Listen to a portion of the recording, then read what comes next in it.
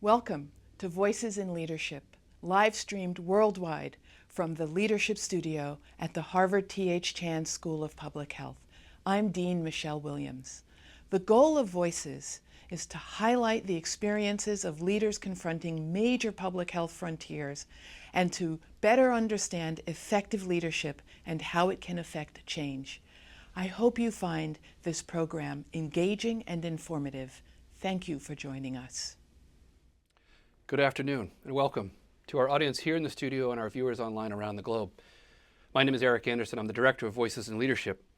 This series focuses on the lessons of effective leadership to create positive change in public health. And this event takes place in the Leadership Studio, where the programs and related content have received over 4 million views to date and counting.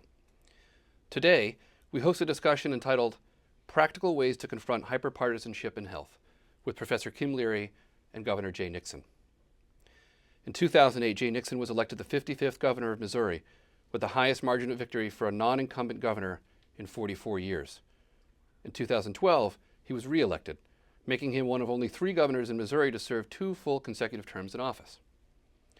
Governor Nixon earned a national reputation as a fiscal conservative, fighting for Missouri's working families and stronger, safer communities.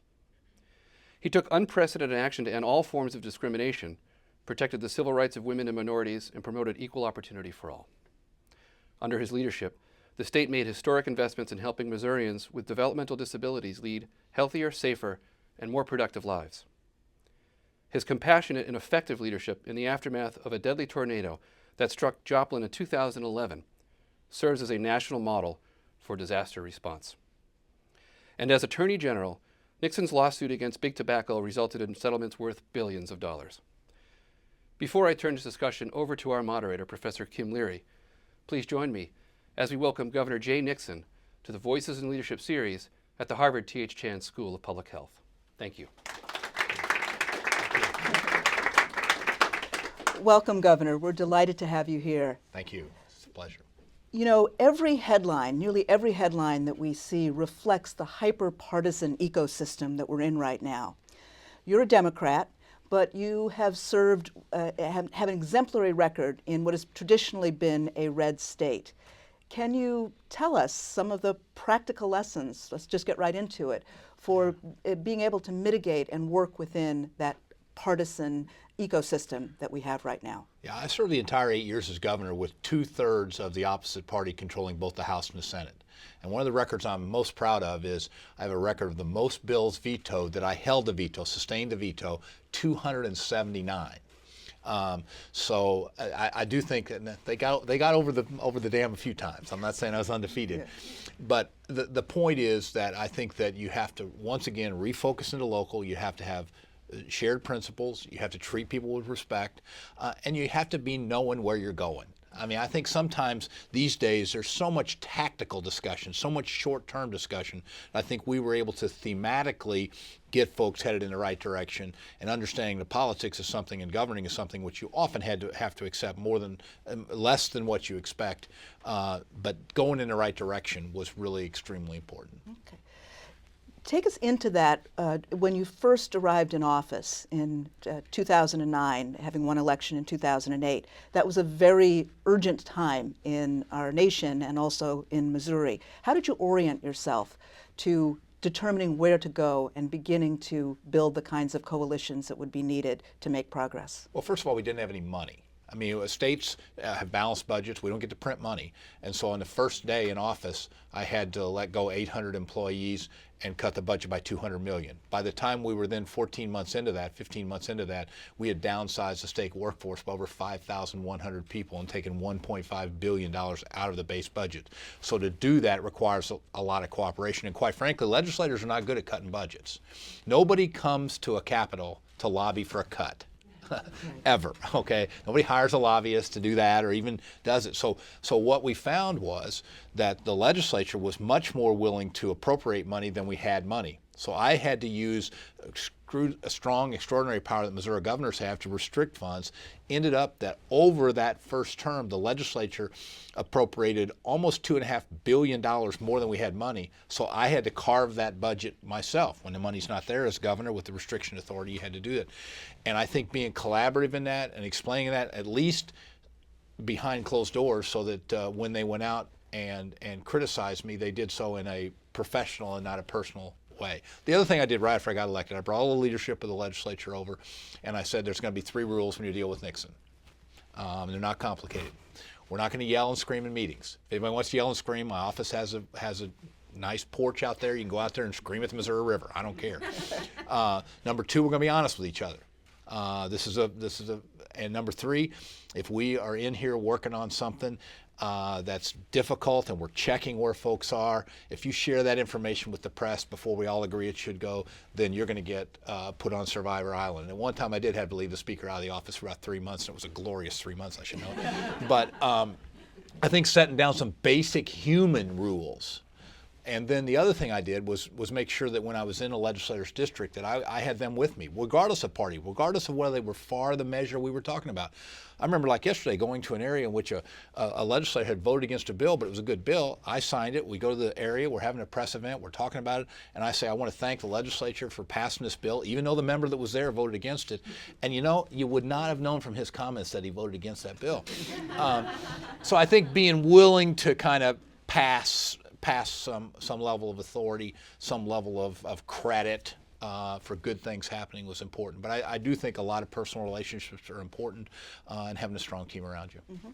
So it does sound like that informal authority, the trust that you built, the credibility was quite important, along with some human rules of the game. Would that be fair to say? I think personal credibility is exceptionally important.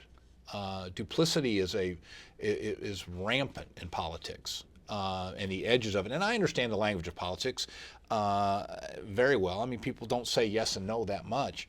But I do think that level, people knew that if I said I was going to do something, I would do it.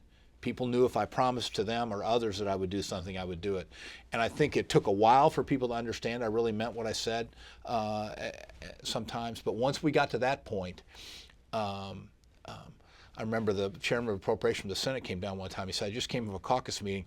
I tried to explain to them how when we criticize you or yell at you, it doesn't bother you. It inspires you to stay in the position you're in. I'm trying to explain to these guys that they're motivating you the wrong way. And being real competitive. I think it's a competitive world out there, and I think people understood that there were teeth behind my smile. Okay.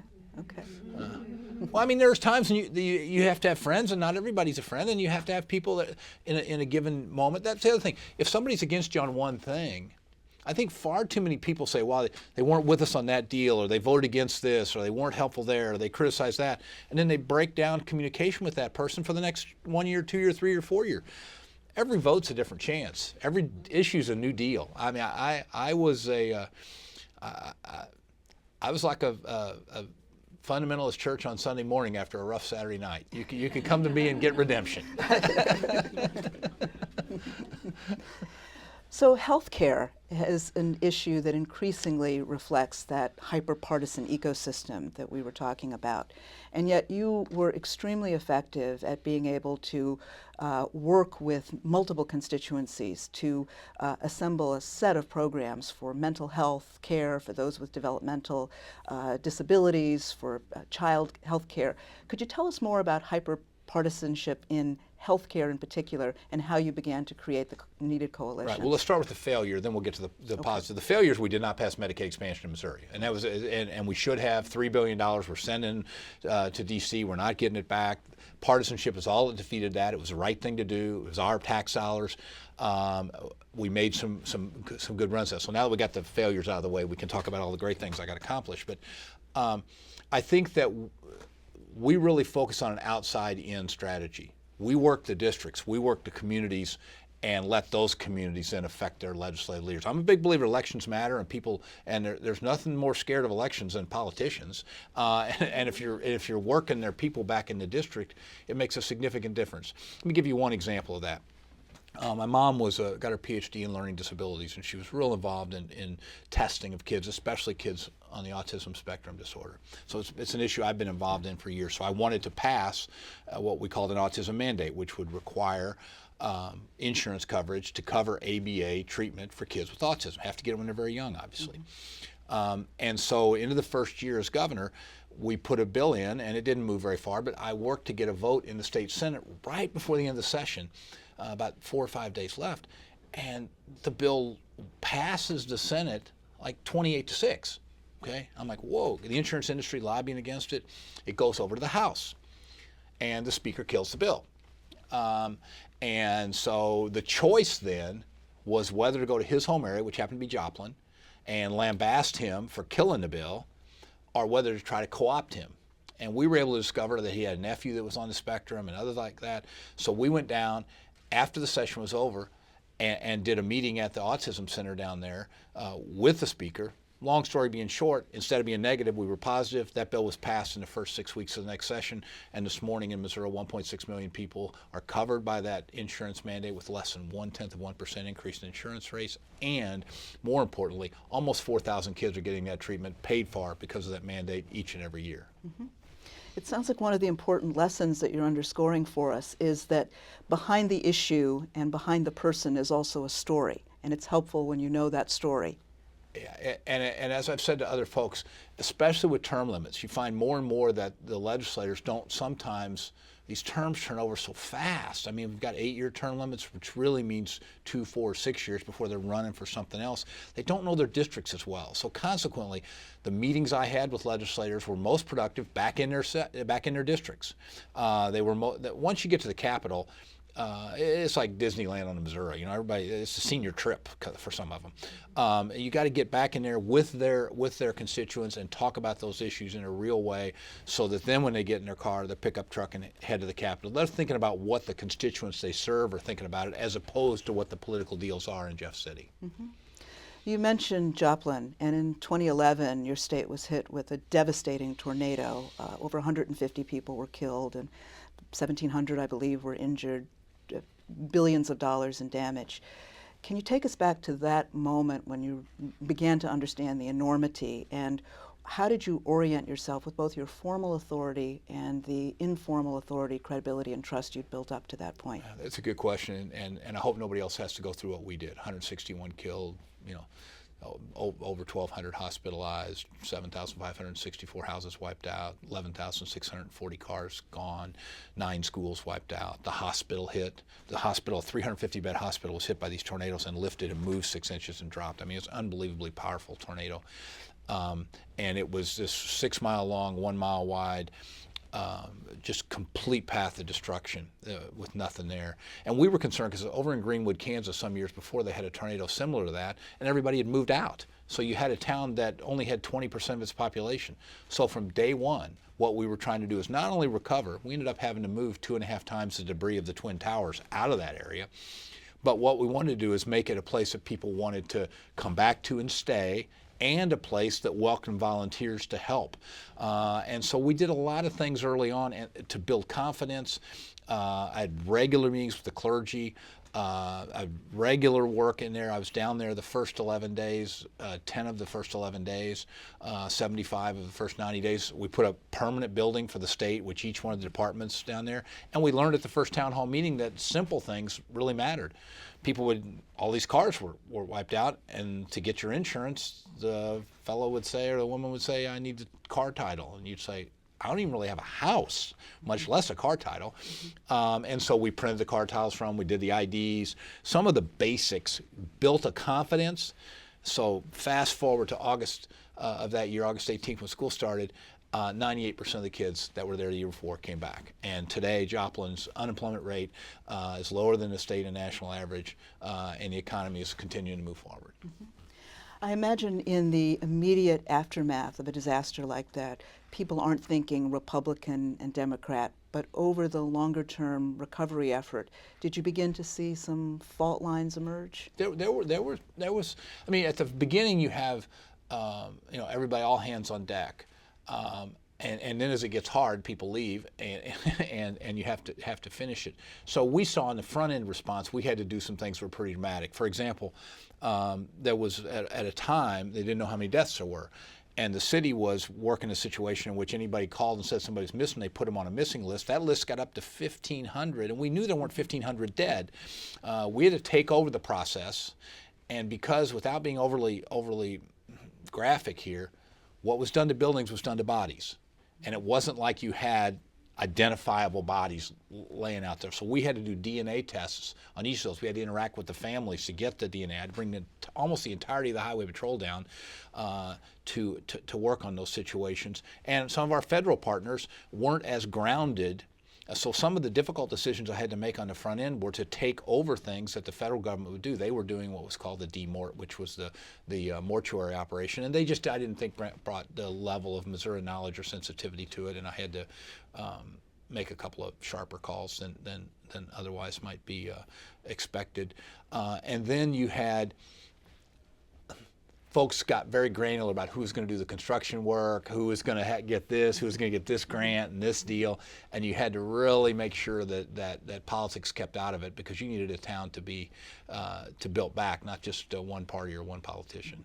So that goes back to your first lessons, really about knowing where you're going and what you're trying to achieve. Yeah, if you don't know where you're going, you're not going to get there. And so we had these pillars. And in emergency response, you decide what the pillars of response are, and you always try to stick to them. We want to keep the population there. We want to keep the place safe. It's an area with we didn't want to have happen what happened after the Twin Towers, where people that came down and volunteered and worked got sick. So consequently, we engaged immediately with EPA and our Department of Natural Resources to have air monitors all over the place. So the volunteers, we ended up having over 160,000 volunteers from all 50 states to help us clean the place up. But we had to make sure it was safe. And so things like that we had learned lessons from other places were really important to immediately get involved, because it was clear the task was too big. Government couldn't solve the problem. Government was helpful, but ultimately it was a decision. And I remember like yesterday, it was the USS Missouri, is a Virginia-class submarine, and the crew on their leave volunteered to come to Joplin for a week. And so I went out to see him, and here's the commander and 15 or 20 of the sailors that were there. And I said hi, and I came over, and I said, well, what do you think? And the commander leaned over and goes, man, these people in Joplin, they work really hard. So the point is, the people, we wanted to make sure everybody knew you weren't working for us, you were working with us. And that concept, if you carry it out. So my staff and our folks, when we were down there, we didn't just look at things. If there was something to be picked up or worked on, literally we were doing it ourselves with folks during the thing. So I think as a leader, if you set a true example and live out that example, people will follow. Let me ask you maybe a bit more abstractly, but in the course of your work, were there some issues where you just couldn't build the kind of coalitions that were necessary, even when people felt that they wanted to go in the same direction? And are there some issues where you think that hyperpartisanship is just showing itself in? Yeah, the issues around guns are really hard. Okay. I mean, I successfully held off some things, but we passed concealed carry in Missouri.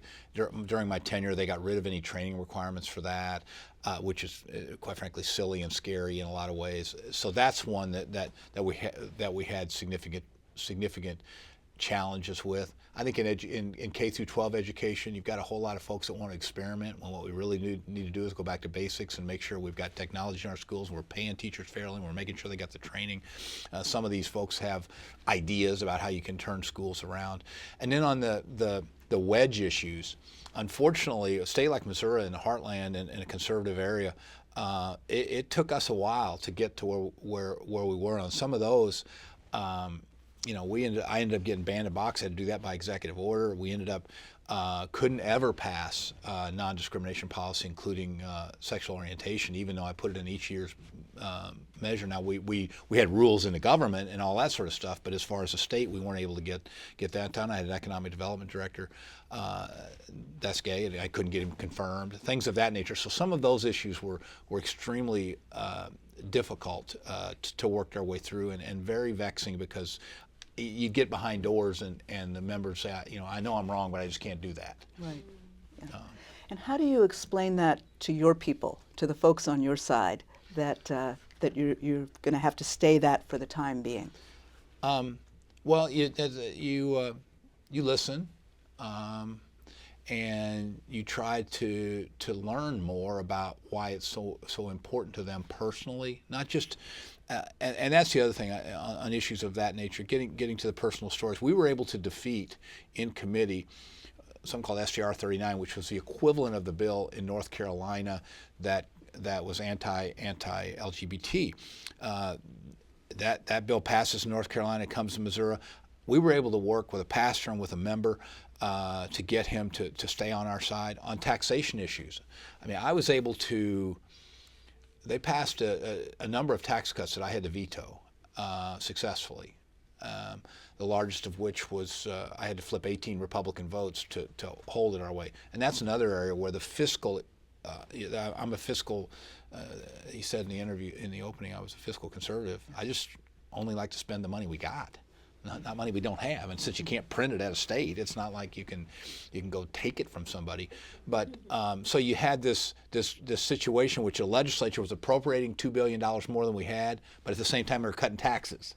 And so those are situations where you just have to kind of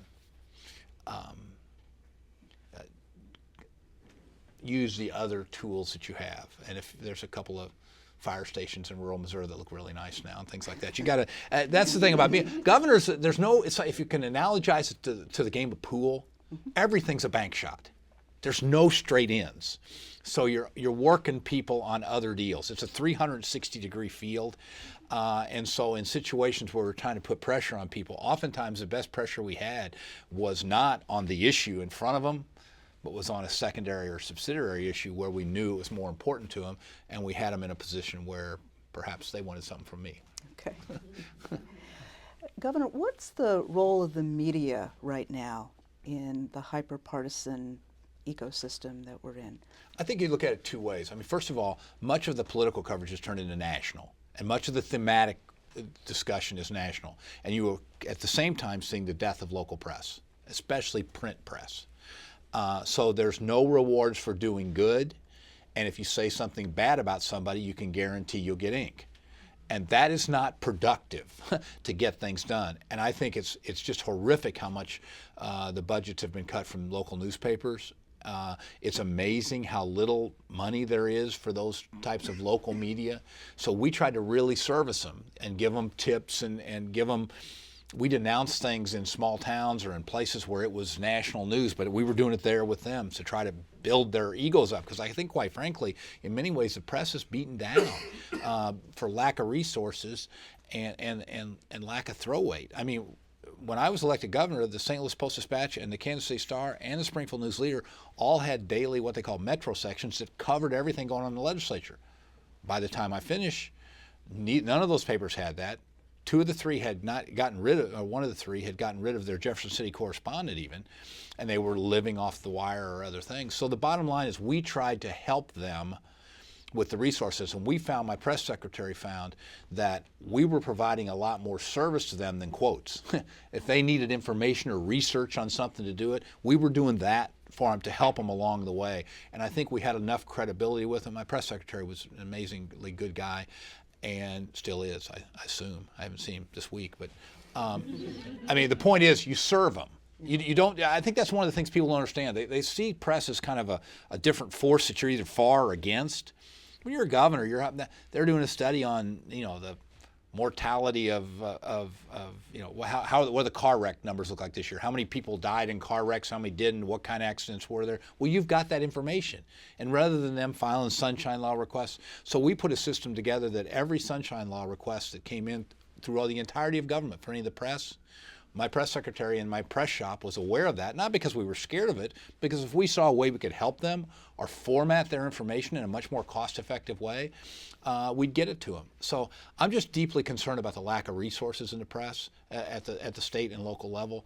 And as far as the national press, it's you turn on the news and it seems like they're arguing with themselves, and they become such celebrities that they are focused on what they think more than kind of sometimes what's really happening. Governor, we're privileged to have you here with us in a university community, in a professional school. And I wonder what your recommendations might be about the roles of universities and professional schools like this one in being able to mitigate or in some way push back against the hyper-partisan world that we're in right now? How can we play a role here in being able to have the same common purpose that you described as so important to the work you did in Missouri? Well, first of all, a legislator told me one time, I've never forgotten it. He said, "Hey, you know, Gov, we like to vote for good bills." You know, we really do. We like to do good. We didn't run to do bad things. You know, so I think that universities, especially as strong as ones of this, can provide the basic research and amplify that research and think longer term. It's extremely important to actually have right and accurate numbers, right and accurate thoughts. I could give you time after time. I mean, one of the reasons we were able to get the autism mandate passed with ABA treatment is we had a series of studies that showed the outcomes of those kids, how different they were in their lives. And that may be a boring hearing for some people, but for folks that are touched by that challenge, it's extremely real. So I think universities provide an incredible service that they don't really see. Sometimes they'll do a report or testify or do something and nothing happens immediately, and they'll think they've failed. So I would ask folks to just keep diving for the right answers. Make sure you got the proof of it. Use the rigor of academia to show that it's correct and it can withstand the cross-examination, and think longer term about how to move things forward. But with time and time again, I mean, we had we passed a program called Partnership for Hope that deals with folks after they turn 18 that have developmental disabilities. It's a huge gap. During high school, there's all kinds of people to invigorate them. They turn 18, they can't go to college, they're not capable of it, and all at once they start sliding down. That program was passed because of a research grant that showed a way that we could use a federal source, a state source, and a local source to match the money. Never would have figured that out ourselves. We didn't have time to figure that out. But once we saw that study, it led to a situation now in which thousands and thousands of Missouri families have an ability for their family to live more independently, and things like that came from academia. Academia is extremely important. Okay.